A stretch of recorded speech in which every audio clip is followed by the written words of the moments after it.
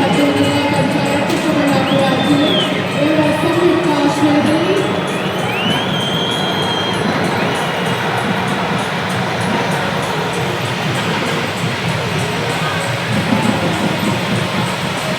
ಚಿಕ್ಕಬಳ್ಳಾಪುರ ಜಿಲ್ಲೆಯ ವಿವಿಧ ಕಾಮಗಾರಿಗಳು ಹಾಗೂ ಕೃಷಿ ತೋಟಗಾರಿಕೆ ಪ್ರವಾಸೋದ್ಯಮ ವಿಷಯಗಳ ಕುರಿತು ಕಿರುಹೊತ್ತಿಗೆ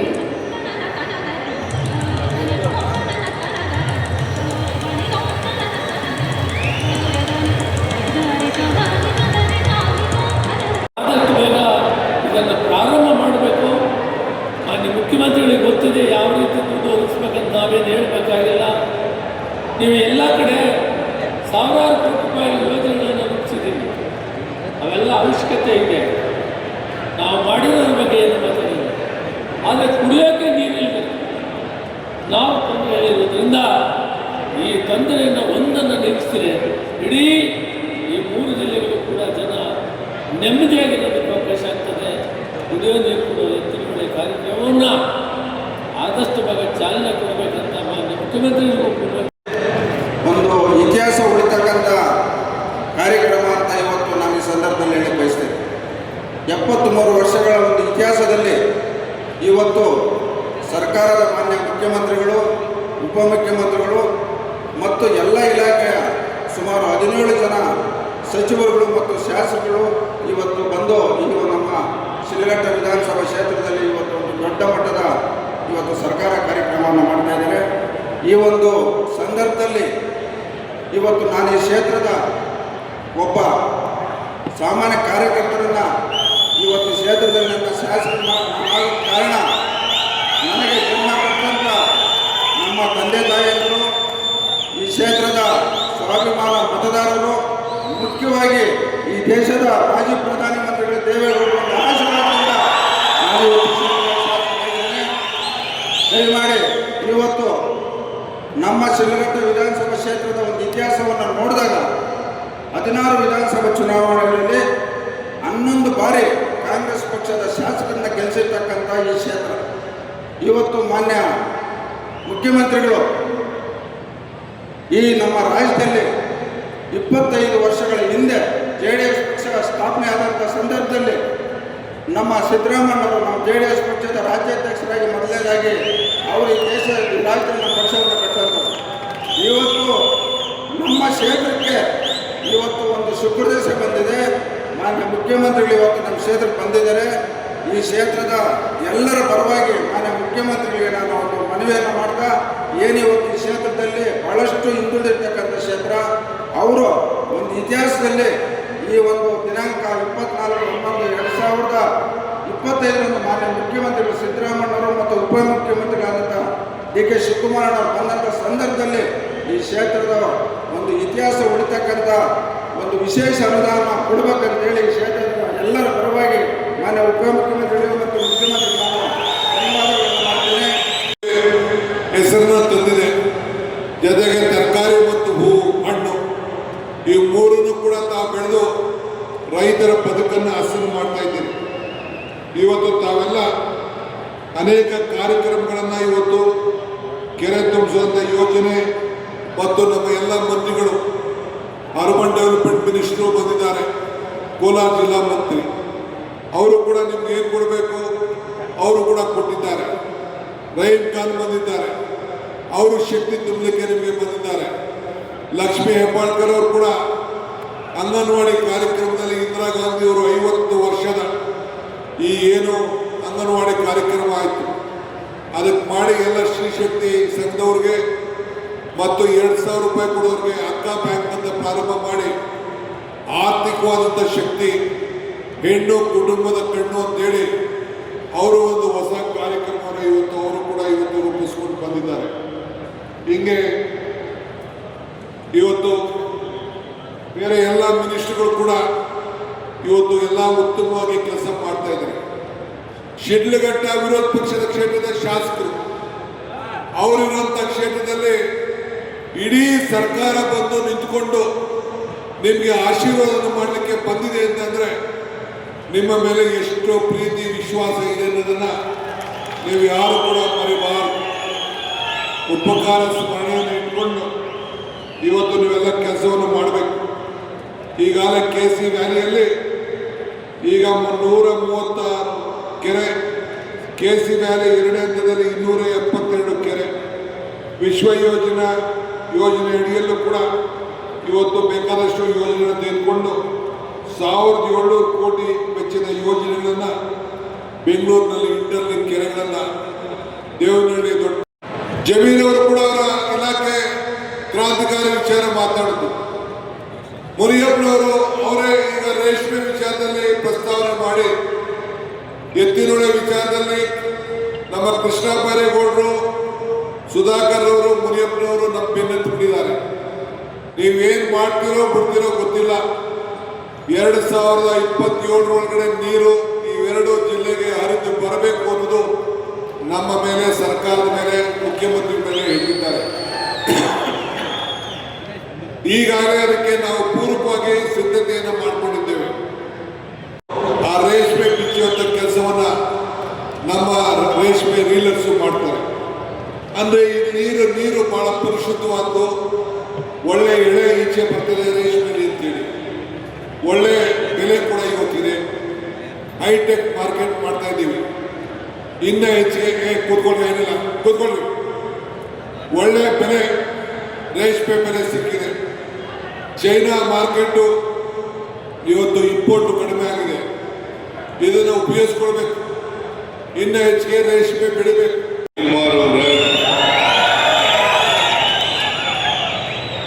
ವೇದಿಕೆ ಮೇಲೆ ಇರ್ತಕ್ಕಂಥ ಎಲ್ಲ ಸಹೋದ್ಯೋಗಿ ಸಚಿವರೇ, ಶಾಸಕ ಮಿತ್ರರೇ, ವಿವಿಧ ಬೋರ್ಡು ಕಾರ್ಪೊರೇಷನ್ಗಳ ಅಧ್ಯಕ್ಷರುಗಳೇ, ಆಹ್ವಾನಿತ ಗಣ್ಯರೇ,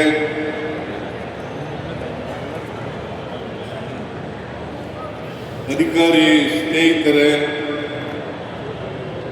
ಇಲ್ಲಿ ಇಷ್ಟೊಂದು ಬೃಹತ್ ಸಂಖ್ಯೆಯಲ್ಲಿ ಬಂದಿರತಕ್ಕಂಥ ಆತ್ಮೀಯ ಸೋದರ ಸೋದರಿಯರೇ, ಮಾಧ್ಯಮದ ಬಂಧುಗಳೇ, ಇವತ್ತು ಚಿಕ್ಕಬಳ್ಳಾಪುರ ಜಿಲ್ಲೆ ಶಿಡ್ಲಘಟ್ಟ ಕ್ಷೇತ್ರದಲ್ಲಿ ಸುಮಾರು 2,000 ಕೋಟಿ ರೂಪಾಯಿಗಳ ಅಭಿವೃದ್ಧಿ ಕಾರ್ಯಕ್ರಮಗಳು ನಡೀತಾ ಇದ್ದಾವೆ. ಅದರಲ್ಲಿ ಸುಮಾರು 672 ಕೋಟಿ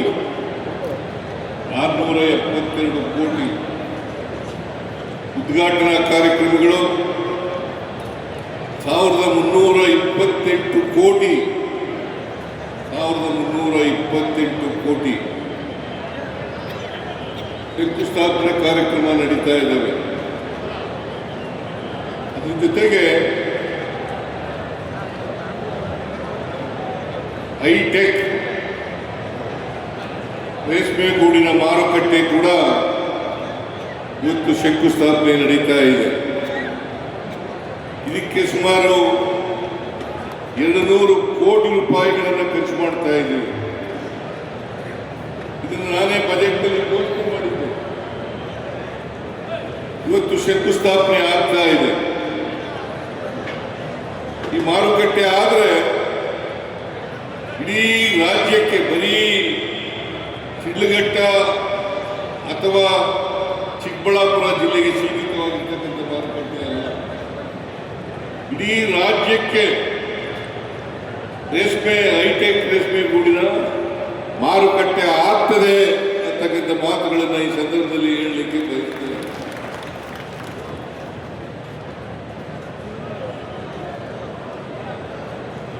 ಶಿಡ್ಲಘಟ್ಟ ತಾಲೂಕು, ಚಿಕ್ಕಬಳ್ಳಾಪುರ ಜಿಲ್ಲೆ ವ್ಯವಸಾಯ ಪ್ರಧಾನವಾದಂಥ ಜಿಲ್ಲೆ. ಈ ಜಿಲ್ಲೆಯಲ್ಲಿ ಕೃಷಿ, ತೋಟಗಾರಿಕೆ, ಬಾಗಾಯಿತು, ಎಲ್ಲ ತರದ ಬೆಳೆಗಳನ್ನು ಕೂಡ ಬೆಳೀತಾ ಇದ್ದಾರೆ. ಇಲ್ಲಿ ಆಹಾರ ಪದಾರ್ಥಗಳನ್ನು ಬೆಳೀತಾರೆ, ಜೊತೆಗೆ ತರಕಾರಿಗಳನ್ನು ಬೆಳೀತಾರೆ, ಹಣ್ಣುಗಳನ್ನು ಬೆಳೀತಾರೆ, ಬಾಗಾಯತು ಜಮೀನುಗಳಲ್ಲಿ ತೋಟವನ್ನು ಮಾಡ್ತಾರೆ. ಇಷ್ಟೆಲ್ಲ ಮಾಡ್ತಕ್ಕಂಥದ್ದು ನಮ್ಮ ರೈತರು ಅಂತಕ್ಕಂಥ ಮಾತುಗಳನ್ನು ಹೇಳಲಿಕ್ಕೆ ಬಯಸ್ತಾ ಇದ್ದೇನೆ. ಅದಕ್ಕೋಸ್ಕರ ಚಿಕ್ಕಬಳ್ಳಾಪುರ ಜಿಲ್ಲೆಯ ಎಲ್ಲ ರೈತರಿಗೆ ಧನ್ಯವಾದಗಳನ್ನು ಈ ಸಂದರ್ಭದಲ್ಲಿ ಹೇಳಲಿಕ್ಕೆ ಬಯಸ್ತಾ ಇದ್ದೇನೆ.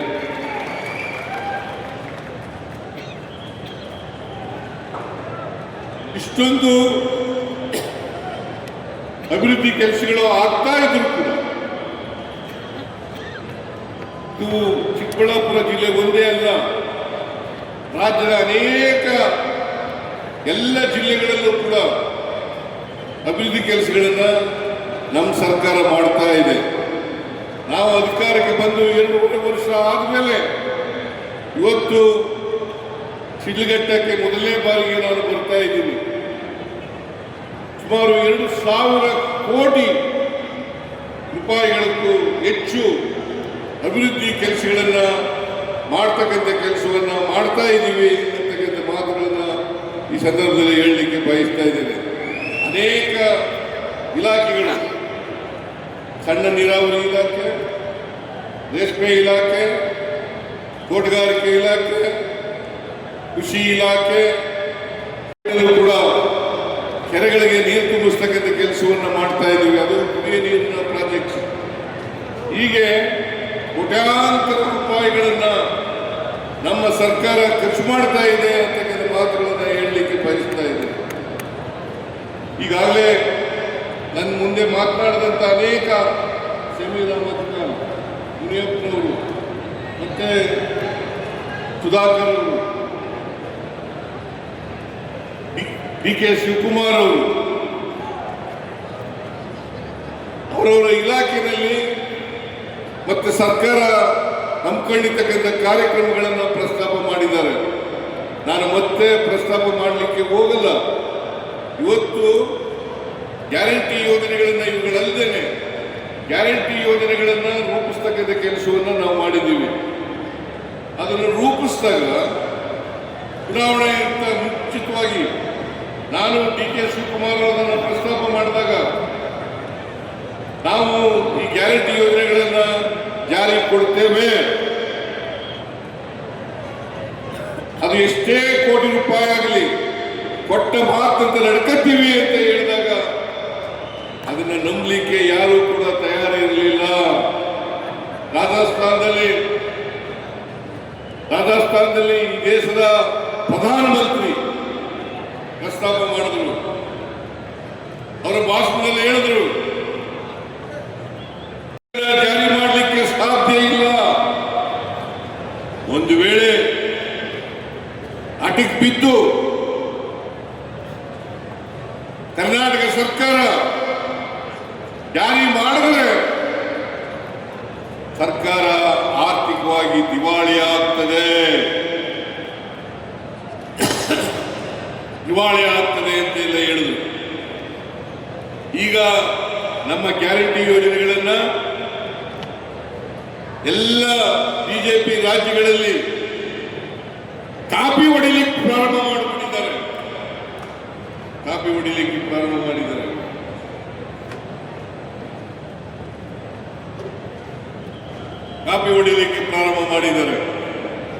ಇವತ್ತು ನಾವು 5 ಗ್ಯಾರಂಟಿ ಯೋಜನೆಗಳನ್ನು ಕೂಡ ಜಾರಿ ಕೊಟ್ಟಿದ್ದೀವಿ. 5 ಗ್ಯಾರಂಟಿ ಯೋಜನೆಗಳನ್ನು ಕೂಡ ಜಾರಿ ಕೊಟ್ಟಿದ್ದೀವಿ. ಈ ಯೋಜನೆಗಳಿಗೆ ಸುಮಾರು 1 ಲಕ್ಷಕ್ಕೂ ಹೆಚ್ಚು ಕೋಟಿ ರೂಪಾಯಿಗಳನ್ನು ಖರ್ಚು ಮಾಡಿದ್ದೇವೆ. 1 ಲಕ್ಷಕ್ಕೂ ಹೆಚ್ಚು ಕೋಟಿ ರೂಪಾಯಿಗಳನ್ನು ಖರ್ಚು ಮಾಡಿದ್ದೀವಿ. ವಿರೋಧ ಪಕ್ಷದವರು ಹೇಳ್ತಾರೆ ಕರ್ನಾಟಕ ಸರ್ಕಾರದಲ್ಲಿ ದುಡ್ಡಿಲ್ಲ, ಅಭಿವೃದ್ಧಿ ಕೆಲಸಗಳು ನಡೀತಾ ಇಲ್ಲ, ಕರ್ನಾಟಕ ಸರ್ಕಾರ ದಿವಾಳಿ ಆಗಿದೆ ಅಂತಕ್ಕಂಥ ಮಾತುಗಳನ್ನು ಹೇಳ್ತಾರೆ. ಆರ್ಥಿಕ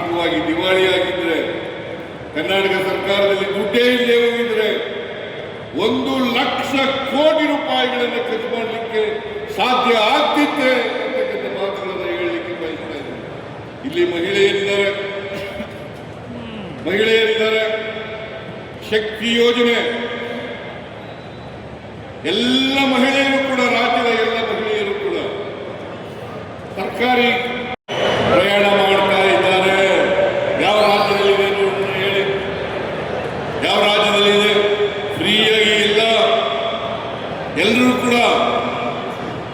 ಪ್ರಯಾಣ ಮಾಡ್ತಕ್ಕಂಥದ್ದು. ಆಮೇಲೆ ಗೃಹಲಕ್ಷ್ಮಿ ಯೋಜನೆ, ನಮ್ಮ ಲಕ್ಷ್ಮಿ ಹೆಬ್ಬಾಳಕರ್ ಇಲ್ಲೇ ಕೂತಿದ್ದಾರೆ. 1,24,000 1,26,00,000 ಮಹಿಳೆಯರಿಗೆ, ಮನೆಯ ಯಜಮಾನಿಗೆ ಪ್ರತಿ ತಿಂಗಳು 2,000 ಕೋಟಿ ರೂಪಾಯಿಗಳನ್ನ ಕೊಡ್ತಾ ಇದ್ದೇವೆ. ಹೌದಾ ಅಲ್ಲ? ಕೊಡ್ತಾ ಇದ್ದೀವ ಇಲ್ಲ?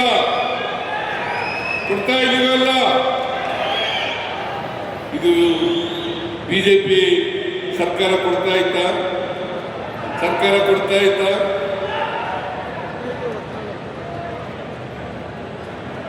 ಗೃಹ ಜ್ಯೋತಿ ಯೋಜನೆಯಲ್ಲಿ 1,62,00,000 ಕುಟುಂಬಗಳಿಗೆ 200 ಯೂನಿಟ್ ವರೆಗೆ ಫ್ರೀ ಕರೆಂಟ್. ಸಾಮಾನ್ಯವಾಗಿ ಮಧ್ಯಮ ವರ್ಗದವರು, ಬಡ ಕುಟುಂಬದವರು, ಅವ್ರು ಯಾರು ಕೂಡ ವಿದ್ಯುತ್ ಶಕ್ತಿ ಬಿಲ್ಲನ್ನು ಕಟ್ಟಬೇಕಾಗಿಲ್ಲ. ಕಟ್ತೀರಾ? ಹೇಳಿ ನೋಡೋಣ.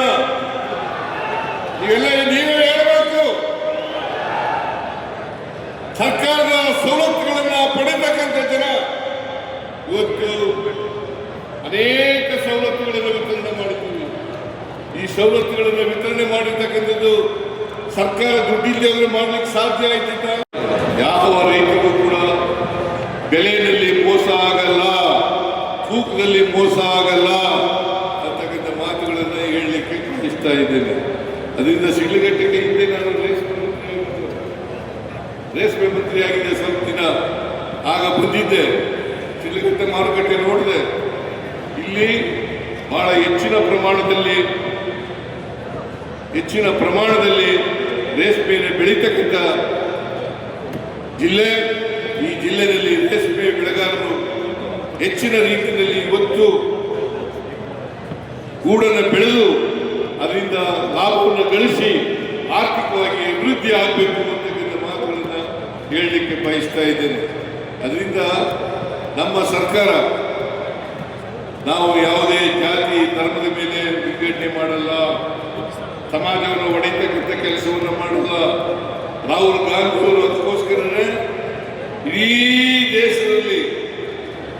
ದೇಶದಲ್ಲಿ ಪಾದಯಾತ್ರೆಯನ್ನು ಮಾಡಿ ಭಾರತ್ ಜೋಡೋ ಅಂತಕ್ಕಂಥ ಮಾತನ್ನ ಹೇಳಿದ್ರು. ನಾವು ಸಮಾಜವನ್ನು ಬೆಸೆತಕ್ಕಂಥವರೇ ಹೊರತು ಸಮಾಜವನ್ನು ಒಡೆಯತಕ್ಕಂಥ ಕೆಲಸವನ್ನು ಮಾಡಲ್ಲ.